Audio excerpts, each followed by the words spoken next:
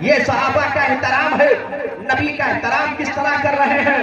اللہ اکبر. صحابہ سے پوچھتے ہیں میرے آقا اے میرے صحابہ یہ بتاؤ یہ کون سا شہر ہے؟ مگر صحابہ عرض کرتے ہیں یا رسول اللہ اللہ و رسولہ عالم، اللہ اور اس کا رسول بہتر جانتا ہے. یہ صحابہ نے ارشاد فرمایا پھر میرے نبی صلی اللہ علیہ وسلم کی زبان فیض ترجمان ہوا ہوتی ہے. وہ زبان فیض ترجمان جس کے بارے میں اعلیٰ حضرت امام اہل سنت ارشاد فرماتے ہیں وہ زبان جس کو سب کن کی کنجی کہیں، وہ زبان جس کو سب کن کی کنجی کہیں، اس کی نافذ حکومت پہ لاکھوں سلام، اس کی نافذ حکومت پہ لاکھوں سلام. حضرات اب صحابہ کو معلوم تھا کہ یہ مکہ ہے، مگر نبی نے پوچھا کوئی صحابی نہیں بولتا ہے. پھر میرے آقا کی زبان فیض ترجمان ہوا ہوتی ہے. میرے آقا پوچھتے ہیں اے میرے صحابہ یہ بتاؤ یہ کون سا مہینہ ہے؟ تمام صحابہ بخوبی جانتے ہیں کہ یہ ذی الحج شریف کا مہینہ ہے. احرام باندھے ہوئے ہیں، ارکان حج وہ لوگ ادا کیے ہوئے ہیں. اللہ اکبر کہتے ہیں. آقا فرماتے ہیں صحابہ یہ بتاؤ یہ کون سا مہینہ ہے؟ مگر کوئی کچھ نہیں بولتا ہے. ادب دیکھو ذرا، یہ ادب صحابہ کرام سے سیکھو. ادب کس طرح صحابہ کرام بتا رہے ہیں کہ نبی کی آواز پہ سب خاموش ہیں، کوئی بولتا نہیں ہے. سب کہتے ہیں یا رسول اللہ آپ جانے، آپ کا رب جانے. پھر میرے آقا صلی اللہ علیہ وسلم ارشاد فرماتے ہیں اے میرے صحابہ یہ بتاؤ آج کون سا دن ہے؟ سب کو معلوم تھا یہ قربانی کا دن ہے، سب کو پتا تھا آج یوم النحر ہے. لیکن میرے سرکار صلی اللہ علیہ وسلم کے سامنے تمام صحابہ خاموش ہیں، تمام صحابہ کی زبانیں خاموش ہیں. صحابہ آپ کو احترام سے بیٹھے ہیں اور پھر یہی عرض کرتے ہیں یا رسول اللہ اللہ ہو رسول ہو عالم، اللہ اور اس کا رسول بہتر جانتا ہے. صحابہ کچھ نہیں کہتے ہیں. اللہ اللہ. جب بات ختم ہو گئی اب تمام صحابہ آپس میں اکٹھا ہوئے. کسی نے پوچھا اے صحابہ یہ بتاؤ جب نبی کریم صلی اللہ علیہ وسلم نے پوچھا تھا یہ کون سا شہر ہے تو سب کو معلوم تھا یہ مکہ ہے، یہ مکہ کی وادیاں ہیں. مگر کوئی بولا کیوں نہیں؟ جب نبی نے پوچھا تھا یہ کون سا مہینہ ہے تو سب کو پتا تھا یہ ذی الحجہ کا مہینہ ہے. لیکن کوئی بولا کیوں نہیں؟ جب نبی نے پوچھا تھا یہ کون سا دن ہے تو سب کو معلوم تھا یہ یوم النحر ہے. مگر کوئی بولا کیوں نہیں؟ تو صحابہ کہتے ہیں مجھ کو پتا نہیں تھا کہ نبی کی منشا کیا ہے. آقا کیوں پوچھ رہے ہیں؟ ارے ہم لوگ اگر کہہ دیتے کہ یہ مکہ ہے، نبی مدینہ فرما دیتے تو وہ مدینہ ہو جاتا. اگر میرے نبی فرماتے یہ ذی الحجہ نہیں ہے محرم ہے تو محرم ہو جاتا. اگر میرے نبی فرماتے آج یوم النحر نہیں ہے کوئی دوسرا دن ہے تو وہ ہو جاتا. اس لیے ہم یار کی منشا کو نہیں سمجھ رہے تھے، اس لیے جو ہے ہم نے خاموشی اختیار کی. یہ میرے نبی کا پاور ہے، یہ میرے نبی کا اختیار ہے. حضرات اور نبی کا اختیار، نبی کا پاور ذرا دیکھو اور صحابہ کا ادب دیکھو، صحابہ کی تعظیم دیکھو. صحابہ اپنے نبی صلی اللہ علیہ وسلم سے کس قدر محبت کرتے ہیں، کس قدر پیار کرتے ہیں. آؤ میں آپ کو بتاؤں یہی ابو سفیان ہے. توجہ فرمائیے ابھی انہوں نے کلمہ نہیں پڑھا ہے، دامن اسلام سے وابستگی اختیار نہیں کی ہے. لیکن جب انہوں نے کلمہ پڑھ لیا، کلمہ پڑھنے کے بعد اس واقعے کو بیان کرتے ہیں. کہتے ہیں کہ جب میں نے کلمہ نہیں پڑھا تھا اس وقت ہم اور میرا ایک دوست اس جگہ پر گئے ہوئے تھے جہاں ہل اور حرم کی وادی ہے. حضرات یہ ہل اور حرم کیا ہے؟ ہل وہ جگہ ہے جہاں پہ شکار کرنا حلال ہے اور حرم وہ جگہ ہے جہاں پہ شکار کرنا حرام ہے. اور علماء فرماتے ہیں جب حجر اسود کو جنت سے لایا گیا تھا تو وہ سفید پتھر تھا، لیکن لوگوں کے گناہوں کو کھینچتے کھینچتے کھینچتے کھینچتے وہ کالا پتھر ہو گیا. ابھی جانے ملت اسلامیہ اب ذرا دیکھو. اور علماء بیان فرماتے ہیں حجر اسود کے اندر دو خوبیاں ہیں. جس کا حج قبول ہوتا ہے اس کا وہ گناہ کھینچ لیا کرتا ہے، اور جس کا حج مردود ہوتا ہے اس کو گناہ وہ واپس کر دیا کرتا ہے. تو وہ سفید پتھر تھا.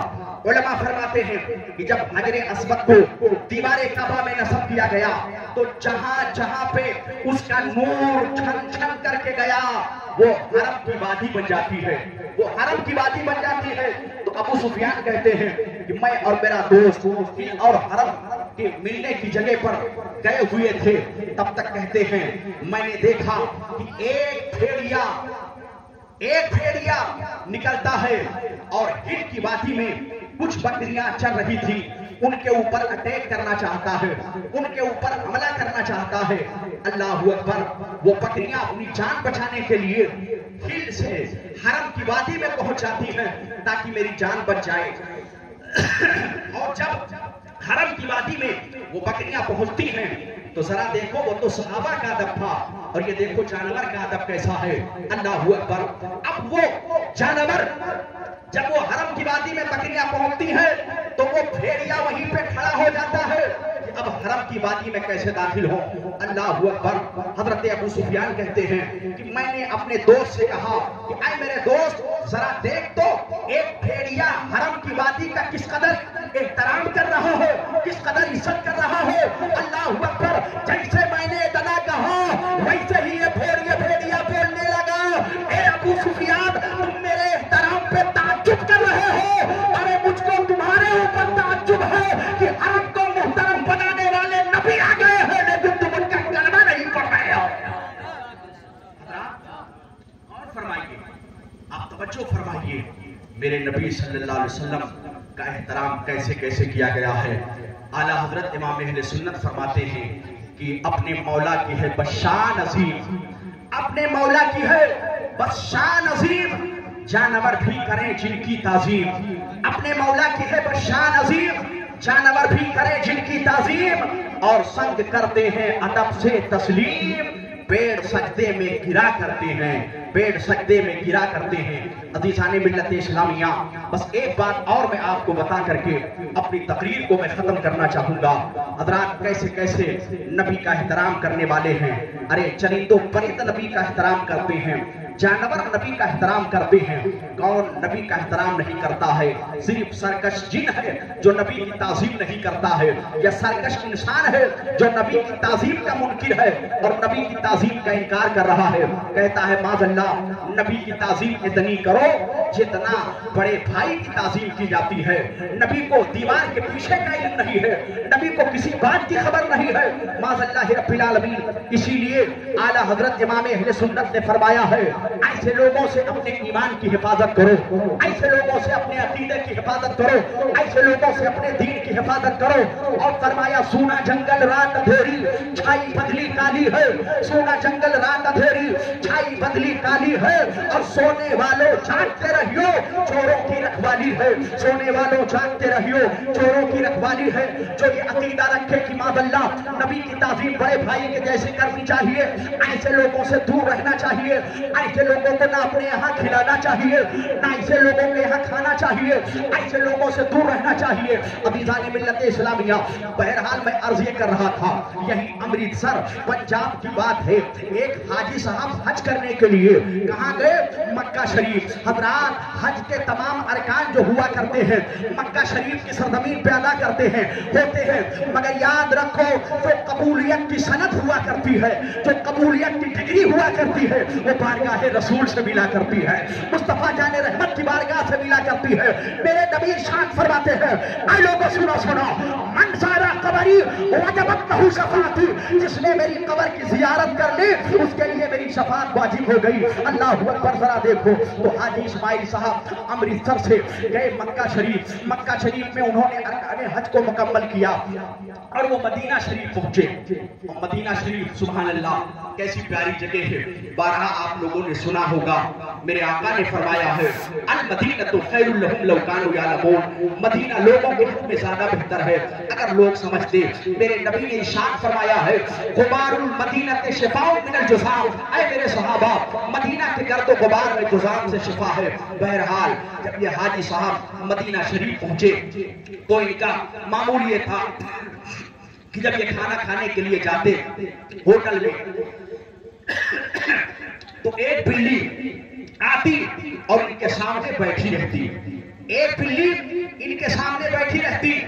حاجی صاحب اپنے حصے کا کچھ کھانا نکال کر کے اس بلی کے سپرد کر دیا کرتے تھے، بلی بھی کھا لیا کرتی تھی۔ حاجی صاحب نے ایسے روزانہ کیا، لیکن ان کے دل میں ایک دن خیال آیا کہ لگتا ہے کہ یہ بلی مجھ سے زیادہ مانوس ہو گئی ہے، تو اب جب میں مدینہ شریف سے واپس جاؤں گا تو میں اس بلی کو بطور نشانی اپنے ساتھ لے کر کے انڈیا جاؤں گا۔ جیسے انہوں نے اپنے دل میں یہ سوچا وہ بلی وہاں سے فوراً چلی جاتی ہے۔ آپ ذرا غور فرمائیے بلی کو کیسے پتا چل گیا کہ ان کے دل میں کیا خیال ہے۔ میرے عزیزوں میرے دوستوں، کتنے بدبخت ہیں وہ لوگ جو کہتے ہیں نبی کو دیوار کے پیچھے کا علم نہیں ہے، معاذ اللہ نبی کو دیوار کے پیچھے کی خبر نہیں ہے۔ اللہ اکبر۔ اب وہ بلی اچھی طرح سمجھ گئی حاجی صاحب کی منشا کیا ہے۔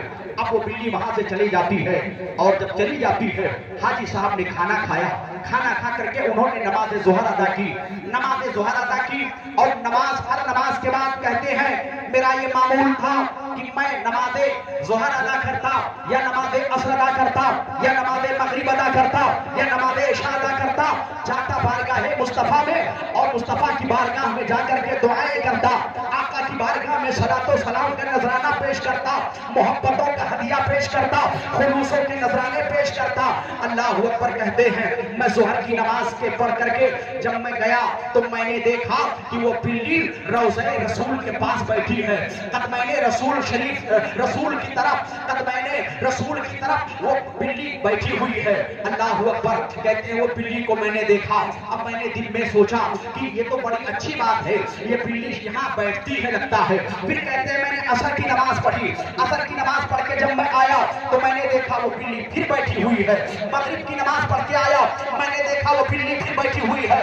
عشاء کی نماز پڑھ کے آیا میں نے دیکھا وہ قدمین رسول کی طرف وہ بلی پھر بیٹھی ہوئی ہے۔ اب کہتے ہیں کہ میرے دل میں خیال آیا یہ تو میرے لیے بڑا اچھا موقع ہے، یہ تو میرے لیے بڑی اچھی بات ہے، یہ تو میرے لیے بڑا آسان موقع ہے، میں بڑی آسانی کے ساتھ جب سرکار کی بارگاہ میں الوداعی سلام پیش کرنے کے لیے جاؤں گا تو اس بلی کو یہاں سے اٹھاؤں گا اور اٹھا کر کے مدینہ شریف سے میں اپنے شہر لے کر کے جاؤں گا، انڈیا لے کر کے جاؤں گا۔ بہرحال میرے عزیزوں حاجی صاحب کہتے ہیں کہ جس دن آخری رات ہوئی کہتے ہیں میں نے پنجرا بھی خرید لیا اور خرید کر کے میں نے سوچا کہ اب میں اس کل جب میں نکلوں گا بارگاہ رسول میں سلام پیش کروں گا تو اس بلی کو پنجرے میں بند کر لوں گا اور بند کر کے اور اپنے شہر انڈیا لے جاؤں گا تاکہ شہر رسول کی کوئی نشانی ہو جائے۔ اسی رات میں خواب کیا دیکھتے ہیں کہ میرے آقا صلی اللہ علیہ وسلم ان کے خواب میں تشریف لائے۔ حاجی صاحب کا نام تھا حاجی اسماعیل۔ اللہ اکبر۔ حاجی اسماعیل کے خواب میں میرے آقا تشریف لاتے ہیں۔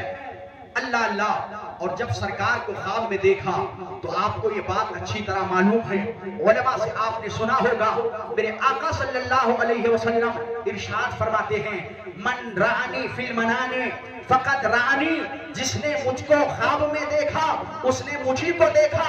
اور ایک مقام پہ میرے آقا فرماتے ہیں من رآ فی المنام من رانی فی المنام فقط رانی فإن الشیطان لا یتمثل بی۔ آقا فرماتے ہیں شیطان میری شکل و صورت میں نہیں آ سکتا ہے۔ اب رات شیطان بہت پاورفل ہے مگر جس کی شکل و صورت اختیار کرنا چاہے اختیار کر سکتا ہے، مگر رب نے اسے یہ طاقت نہیں بخشی ہے کہ مصطفیٰ جان رحمت کی شکل و صورت اختیار کر سکے۔ اللہ اللہ۔ میرے آقا خواب میں تشریف لائے اور جیسے تشریف لائے حاجی اسماعیل سرکار کے قدموں میں گر جاتے ہیں اور کہتے ہیں یا رسول اللہ میں تو کم نصیب ہوں، میں گنہگار ہوں، میں سیاہکار ہوں، میں خطا کار ہوں۔ اے میرے آقا یہ آپ کا کرم ہے، یہ آپ کی مہربانی ہے۔ میرے آقا آپ میرے خواب میں تشریف لائے، یہ تو آپ کا بے پناہ کرم ہے، یہ آپ کی بے پناہ مہربانی ہے۔ میرے آقا نے جلال میں ارشاد فرمایا اے حاجی اسماعیل سن، تو اس لائق نہیں تھا کہ میں تجھ کو اپنی زیارت کرواتا، مگر سن بات یہ ہے کہ تو نے اس بلی کو مدینہ شریف سے لے جانے کا جو پلان بنایا ہے میں اسی لیے آیا ہوں۔ حضرت حاجی اسماعیل صاحب بارگاہ رسول میں عالم خواب میں عرض کرتے ہیں میرے آقا میں نے یہ خواب تو کسی کو بیان بھی نہیں کیا ہے، اس خواب کا کسی کو علم بھی نہیں ہے، میرے آقا کیسے پتہ چل گیا؟ اب ذرا دیکھو میرے آقا کا علم غیب۔ میرے آقا ارشاد فرماتے ہیں حاجی اسماعیل سنا جس دن سے تم نے اس بلی کو مدینہ شہر سے لے جانے کا پلان بنایا ہے اسی دن سے یہ بلی آتی ہے اور میری بارگاہ میں روزانہ رو رو کے کہتی ہے اے میرے آقا مجھ کو بھوکا رہنا گوارا ہے، پیاسا رہنا گوارا ہے، آقا بھوکی رہ لوں گی، پیاسی رہ لوں گی، دکھ اٹھا لوں گی، مصیبت جھیل لوں گی، مگر آقا آپ کے در کو چھوڑنا گوارا نہیں ہے، آپ کے در کو چھوڑنا گوارا نہیں ہے۔ اللہ سے کس قدر پیار کر رہی ہے. اور میرے آقا کا علم غیب دیکھو کہ میرے آقا اس بلی کی بات کو بھی جان رہے ہیں اور اس بلی پہ بھی میرے سرکار کتنا کرم فرماتے ہیں. آقا فرماتے ہیں حاجی اسماعیل تم دیا جانا چاہتے ہو جا سکتے ہو مگر تم اس بلی کو اپنے ساتھ میں نہیں لے جا سکتے ہو کیونکہ یہ میرے شہر کی بلی ہے. اللہ اکبر. یہ میرے سرکار صلی اللہ علیہ وسلم ہے. کون میرے نبی سے محبت نہیں کرتا ہے, کون میرے نبی کی تعظیم نہیں کرتا ہے.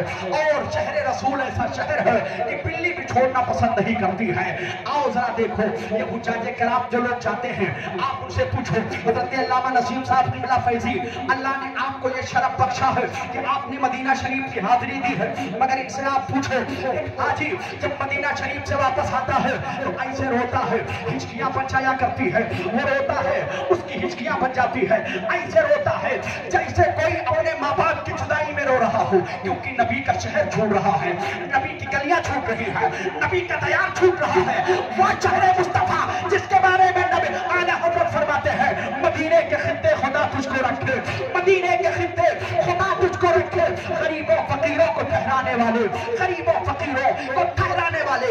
عزیزان ملت اسلامیہ ذرا دیکھو مدینہ شریف جب لوگ چھوڑتے ہیں اور امام اہل سنت علیہ رحمت و رضوان نے جب مدینہ شریف چھوڑا تھا آپ کو جو درد ہوا تھا وہ آپ کو تکلیف ہوئی تھی, آپ نے اس کو بیان فرمایا تھا. یاد وطن ستم کیا دستے حرم سے لائی کو اور بیٹھے بٹھائے بدنصیب سر پہ بھلا اٹھائے کو اور اس سبے قافلہ کا شور حق سے ہمیں اٹھائے کو, سوئے ہیں ان کے سائے میں کوئی ہمیں جگائے کو.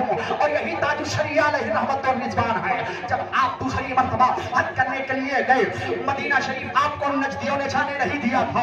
اللہ اکبر. آپ مدینہ شریف نہ جا سکے تو آپ کو جو درد تھا, آپ کو جو قلب تھا, آپ کی جو اضطرابی کیفیت تھی, آپ نے اس کو انتہا میں آ کر کے اپنے شعر میں بیان فرمایا تھا اور کہا تھا تاکہ فرقت طیبہ قلب مزبہل جاتا, تاکہ فرقت طیبہ قلب مزبہل جاتا اور کاش گنبد خضرا دیکھنے کو مل جاتا, کاش گنبد خضرا دیکھنے کو مل جاتا اور بات لے کے آ جاتی زندگی مدینے میں, موت سے گلے مل کر زندگی سے مل جاتا, موت سے گلے مل کر زندگی سے مل جاتا. میرے عزیزوں, میرے دوستوں, میرے نبی کو اللہ نے پاورفل بنایا ہے, میرے نبی کو اللہ نے بااختیار بنایا ہے اور ہر کوئی نبی کی تعظیم کرتا ہے, نبی سے محبت کرتا ہے, نبی سے پیار کرتا ہے. اور چند سرکش انسانوں کو چھوڑ کے, سرکش جنوں کو چھوڑ کے سب نبی کی تعظیم و تکریم کیا کرتے ہیں. حضرات میں نے جو آیت کریمہ پڑھی ہے اللہ تعالیٰ فرماتا ہے وَأَمَّا بِنِعْمَتِ رَبِّكَ فَحَدِّثْ, اپنے رب کی نعمت کا چرچا کرو. عزیزان ملت اسلامیہ اللہ جب کوئی بھی نعمت عطا فرمائے تو اس کا چرچا ہمیں اور آپ کو کرنا چاہیے. اللہ تعالیٰ کی بارگاہ میں دعا ہے مولا میں نے جو کچھ بیان کیا ہے میرے بولنے میں اگر کوئی کمی ہو, کوئی کوتاہی ہو تو ہم تمام اہل اسٹیج کو گواہ بنا کر, طلباء کو گواہ بنا کر اور عوام الناس کو گواہ بنا کر تیری بارگاہ میں توبہ کرتے ہیں. یا اللہ میری توبہ قبول فرما. استغفر اللہ ربی من کل ذنب واتوب الیہ, استغفر اللہ ربی من کل ذنب واتوب الیہ, استغفر اللہ ربی من کل ذنب واتوب الیہ. مولا قدیر اس محفل کو شاد و آباد رکھے اور اس محفل پاک کی برکت سے اللہ تعالیٰ صاحب خانہ کو مالا مال فرمائے. وادی رضا کی کوہ ہمالا رضا کا ہے, جس سمت دیکھیے وہ علاقہ رضا کا ہے. اگلوں نے تو لکھا ہے بہت دن دین پر جو کچھ ہے صدی میں وہ تنہا رضا کا ہے. وآخر دعوانا الحمدللہ رب العالمین.